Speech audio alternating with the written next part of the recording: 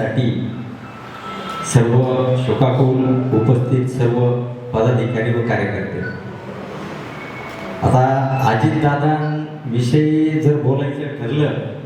तर माझा जरी संपर्क आलेला नसला,